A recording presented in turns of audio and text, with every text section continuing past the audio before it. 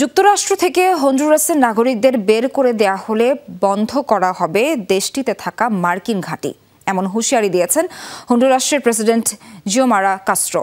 বুধবার নববর্ষ উপলক্ষে দেয়া ভাষণে এই হুঁশিয়ারি দেন তিনি। তার দাবি, হন্ডুরাসকে কোনো প্রকার অর্থ না দিয়েই কয়েক দশক ধরে দেশটিতে ঘাঁটি গেড়েছে মার্কিন সেনারা।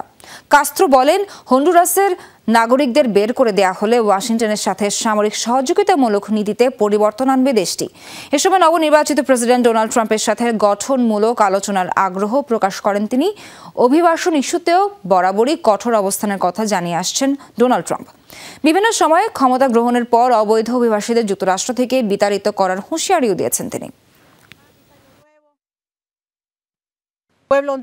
আশা করছি নতুন মার্কিন প্রশাসন অভিবাসীদের বিরুদ্ধে অপ্রয়োজনীয় পদক্ষেপ নেবে না। আমাদের ভাইদের বিতাড়িত করার কোনো পদক্ষেপ নেওয়া হলে যুক্তরাষ্ট্রের সাথে সহযোগিতামূলক নীতিতে পরিবর্তন আনার বিষয়টিও আমাদের ভাবতে হবে। কয়েক দশক ধরে তাদের যে সামরিক ঘাঁটি রয়েছে হন্ডুরাসে, সেটি থাকার যৌক্তিকতা হারাবে।